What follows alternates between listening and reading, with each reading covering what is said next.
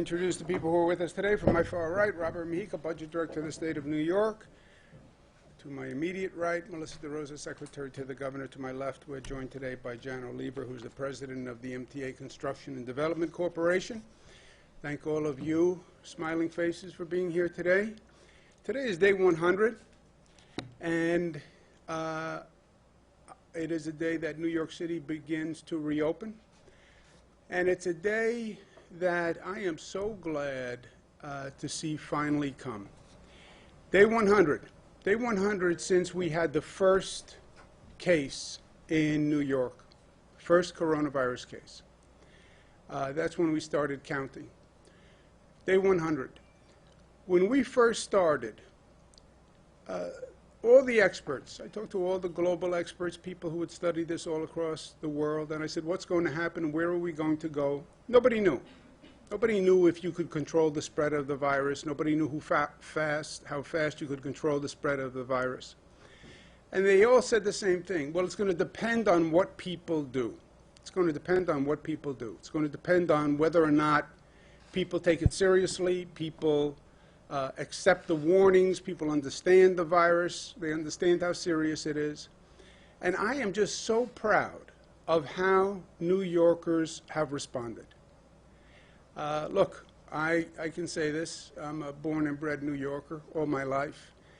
We can be a tough crew. And New Yorkers heard the message. New Yorkers did what they had to do. They did it with discipline. And if you had told me 100 days ago that we would be reopening when we didn't even know how bad it was going to get, I mean, we had some dire predictions. Remember what those early projection models said, that it would overwhelm our hospital system by doubling the capacity in the hospital system. We have 50,000 hospital beds in the state of New York. They were projecting we would need over 100,000 hospital beds. It was frightening. But New Yorkers did it. New Yorkers did it. It's that simple. We said thank you yesterday. We lit up all the city and state landmarks with colors of the state to say thank you, because we're not out of the woods, but we are on the other side, certainly. And that's why we're starting the reopening in New York City. As you know, we've started it all across the other regions of the state. But I want to thank the people for what they did. New Yorkers always rise to the occasion. Always. They rose to the occasion after 9/11. In many ways, New Yorkers, I think, represent courage and unity. And when things are tough, New Yorkers are tougher. And that's what they did here. And I'm so proud to be governor of New York. And I'm so proud to be a New Yorker. And I want to say thank you to the people of the state. I also want to thank all the essential workers, the police officers, the firefighters, the healthcare workers, the nurses, the doctors, everyone who stepped up. You know, if those essential workers hadn't showed up, you would have had total anarchy in society. If those essential workers said, well, if it's so dangerous, I'm going to stay home too. I'm not going to open the grocery store. I'm not going to open the pharmacy. I'm not going to drive the truck to bring the groceries to the grocery store. I'm not going to drive the train. I'm going to stay home like everyone else. If they had done that, and there was no food, and there was no transportation, you would have seen bedlam. So God bless the essential workers. I'd also like to thank my team. 100 days. They haven't had a day off. We've done these briefings every day for 100 days, sometimes twice a day. And it's been hard. It's been emotionally hard. It's been exhausting, dealing with the unknown. We've never gone through a period like this. We've gone through a lot. I've gone through a lot. But never anything like this. And they did an extraordinary job, and I want to thank them. And I want to thank you guys for talking to me every day for 100 days. The joy of our interaction and our dialogue, the joy that you had dealing with me, the joy that I have dealing with you. I think you have more joy, but we can discuss that over a beer sometime. But congratulations, we are back. We are back. And not only are we back, but we went from the worst situation in the nation, frankly, one of the worst situations on the globe, to not only flattening the curve, but to bending the curve. Remember we talked about we had to flatten the curve? That means we had to stop the increase. We didn't just stop the increase. We bent the curve, and we brought the spread down dramatically. And you look at where we are today, 100 days later, we are continuing our decline. The rest of the country is still spiking. How remarkable is that? How remarkable is that? So congratulations to New Yorkers. It's also day 15 of the civil unrest after the murder of Mr. Floyd, and now we're dealing with the two situations simultaneously. And in many ways, they both then compound each other, right? It's not just the protests, it's protests happening during the COVID situation. So we have to deal with both. The protests continued yesterday all across the state. They were by and large peaceful. But the protesters are basically right.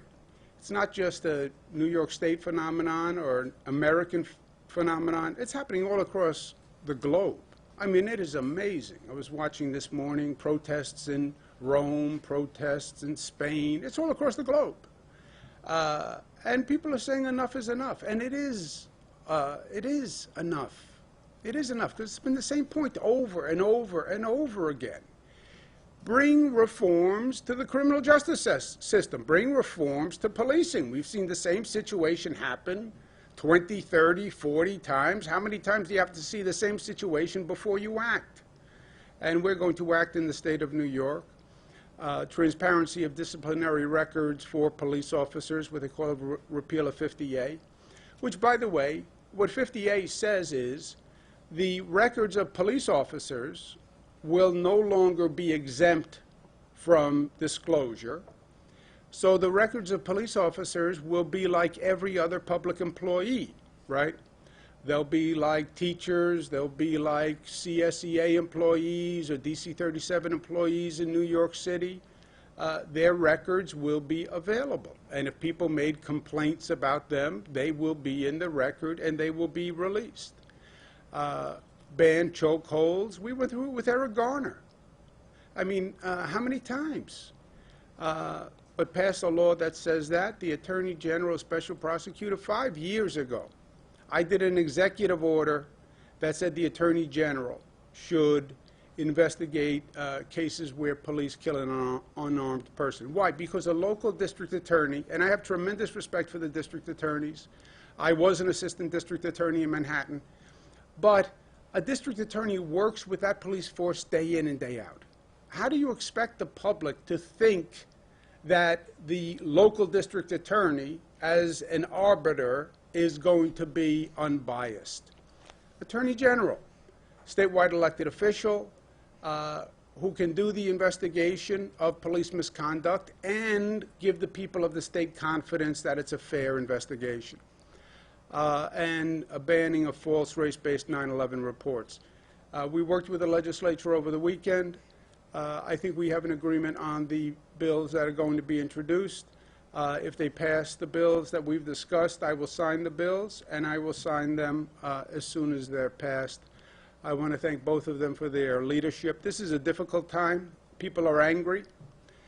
People are angry on multiple issues. And feelings are intense on multiple issues. So in the midst of it, you have to find out what's right rather than just what's politically expedient. And I want to praise the Senate leader and the Assembly leader, the Speaker, for their leadership. And I hope we have a good, productive week this week. But this is not about what an individual state can do. It's actually broader than that. New York State will take this legislative action, and I hope it then becomes a model for other states to follow. We've done that in New York a number of times. We did it with marriage equality. We did it with free college tuition. We did it with raising the minimum wage. New York acts, and then it provides a spur for progressive action by the rest of the country. But this is also bigger than what states can do. What this protest really is about is systemic racism and systemic injustice and systemic inequality. Yes, when it comes to policing, but frankly, it's worse than just policing. It's the fundamental institutions in our society that systematize discrimination. It's the fact that we have two education systems, one for the rich and one for the poor. And poor children receive a different education than rich children because there's a gross funding disparity. It's the lack of an affordable housing agenda, where the federal government just doesn't provide affordable housing anymore. They used to provide Section 8 vouchers. They used to provide what's called project-based Section 8 vouchers so you could build. They used to build public housing. That's all stopped. That's all stopped. It's the healthcare system, what we saw with COVID, that you have inequality in the healthcare system. And the neighborhoods where the COVID ravaged are the neighborhoods that had less health care to begin with. That's not a coincidence. That's the fundamental cause of the injustice.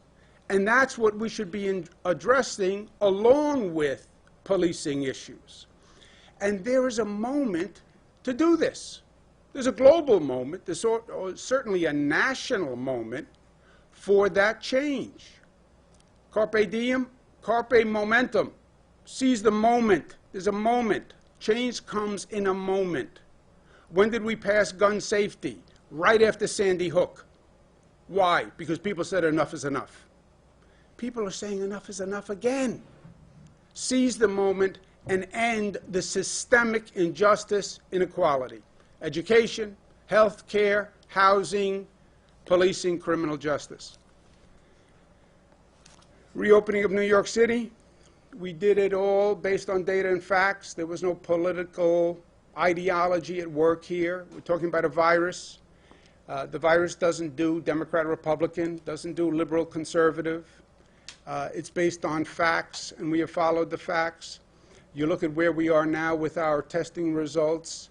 On Sunday, we did 58,000 tests across the state. We're at 1.2% positive, the lowest level in the state since March 16th. That's a fact. Over the past few days, 58,000 tests we did on Sunday, 1.2% statewide. Saturday, 60,000 tests, 1.3. Friday, 77,000 tests, 1.4. Thursday, 66,000 tests. Why are we reopening? Because these numbers say we can. It's no guess. There's no ideology. Based on the numbers, we can reopen. We are doing more tests than any state in the United States. We're doing more tests than any country on the globe per capita. That's why I have confidence saying to 19 million people, we can do this. Based on yesterday, 58,000 tests. That is a lot of tests. That is a large sample. And I feel confident making a decision on these numbers. Now, we can change the numbers, just like we changed the numbers the first time and reduce them.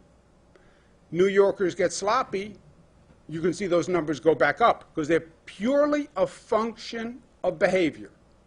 You tell me what New Yorkers do today, I'll tell you that number tomorrow. And we literally study it on a day-to-day basis. If you look at yesterday's numbers, just yesterday, across the state, New York City, 9 weeks ago, 59% were testing positive. 4 weeks ago, 10% were testing positive. 2 weeks ago, 4% were testing positive. Yesterday, 2%. Just yesterday. And you see the other numbers for the other regions. Mid-Hudson, 1%, Long Island, 1%, Western New York, 2%, Capital Region, 1%. That's how we're making decisions. Westchester, Rockland, Hudson Valley will enter phase 2 tomorrow. Long Island is on track to enter phase 2 on Wednesday. What does phase 1 reopening mean? It means companies, businesses can reopen pursuant to specific guidelines. This is not reckless reopening. We know what happens when that is done. This is by the guidelines. Construction and manufacturing, wear masks, no congregate meetings. In terms of businesses, curbside pickup, how curbside pickups happen, in-store pickup only if curbside is not practical, and that has to be with prearranged orders. You're just going into the store to pick up an order.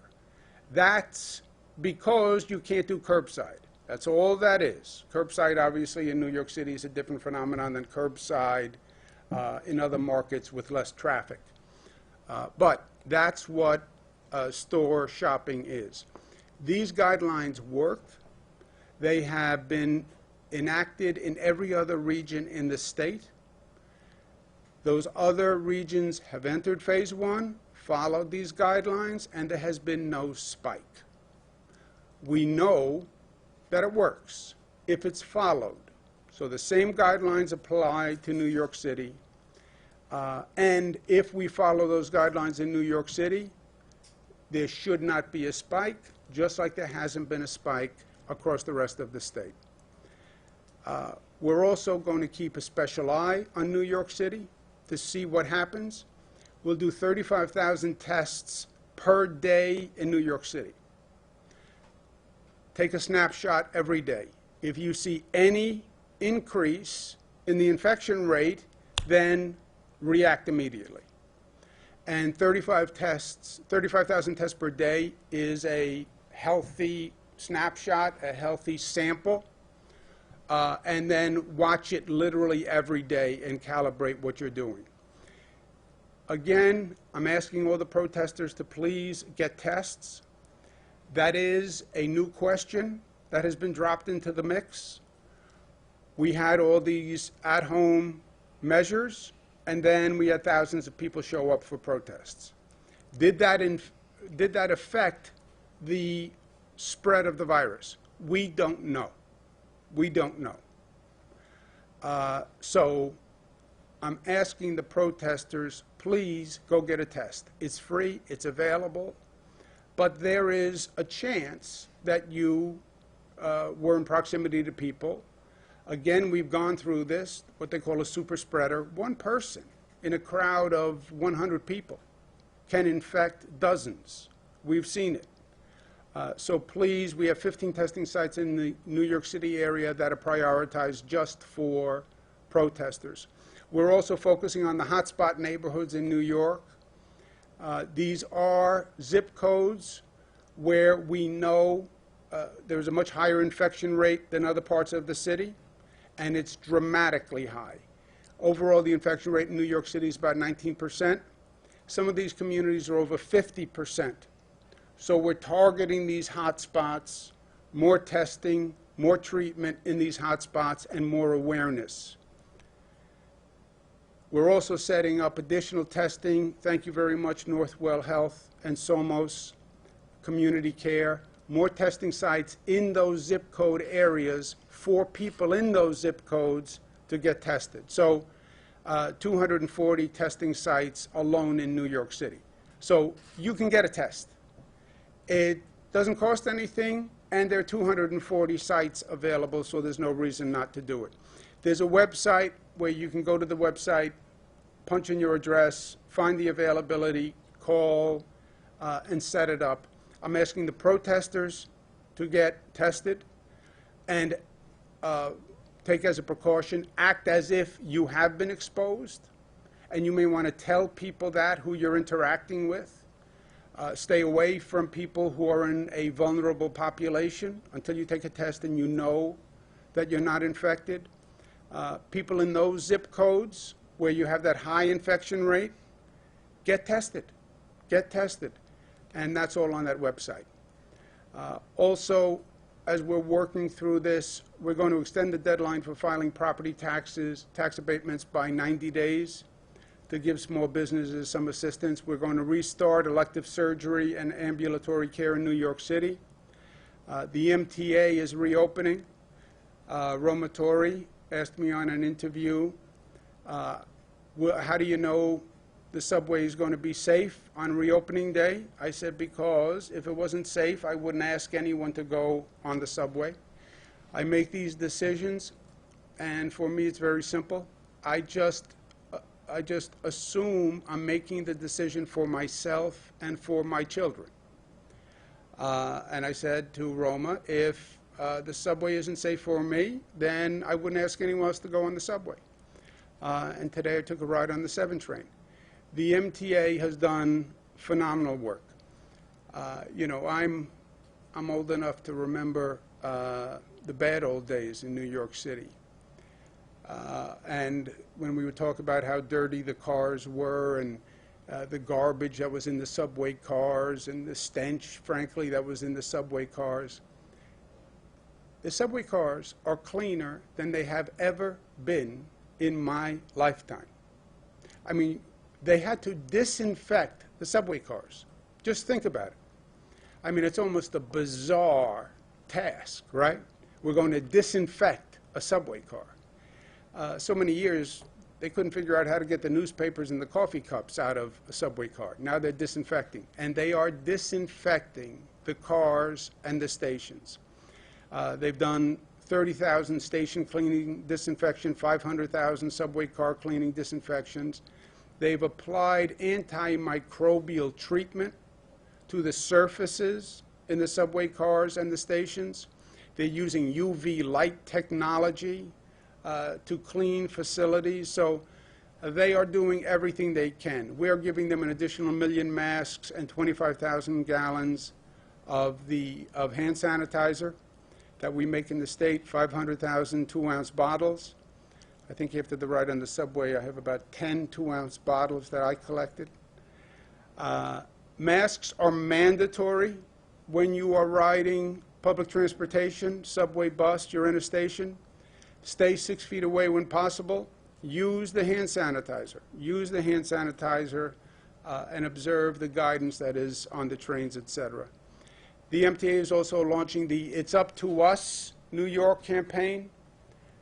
You'll see this if you're riding the subways or the buses. It's up to us. How do you stop the spread? It's what we do. Are the subways safe? It's how we act. Are the sidewalks safe? It's how we act, right? If you're wearing the mask, if you're keeping distance, yes, it's safe. But it is a function of us, each one of us, and us as a collective. While the ridership has been reduced, there was also an opportunity in the reduced ridership, right? One of the ongoing challenges the MTA has on construction is to do construction, you have to reduce the train usage. You reduce the train usage, you inconvenience commuters. When the ridership was reduced, the MTA smartly increased their construction because the ridership was reduced, so fewer riders were inconvenienced by the construction. And they accelerated $2 billion in capital projects, rehabilitating the F train, using the lessons they learned in the L train, where I want to applaud Jano Lieber and his team for literally setting a record in smart government construction. Smart government construction does not have to be an oxymoron. You can have smart government construction, and Jano Lieber showed that. They're accelerating 11 ADA stations, 24 new elevators, rehabbing the 138th Street Grand Concourse station, accelerating steel and concrete defects and leaks on the 2345 Eastern Parkway line in Brooklyn. New Yorkers did what many experts told me was impossible, 100 days. I don't think I've had a good night's sleep in 100 days, knowing some of the things they've told me. New Yorkers bent the curve by being smart. We're celebrating. We're back. We're reopening. We're excited. Our mojo's back. Our energy's back. Great. Stay smart. Stay smart. Look at facts around us. Other states, the spike is going up. California, the numbers are going up. Florida, the numbers are going up. Texas, the numbers are going up. Look at the reopening date and look at what happened after they reopened. That is the cautionary tale, my friends. Gentleman on the subway car just said to me he has family in Arizona. They reopened and they're seeing a spike. He's right. Look at the spike in Arizona. You have to stay smart after the reopening, because if you don't, you can see a spike. That is the last thing that we want to see. But I don't believe we will, because we are New York tough, smart, right there. Second word, Andrew, smart, right after tough. Smart, united, disciplined. Last word is for me, loving. Questions? Governor,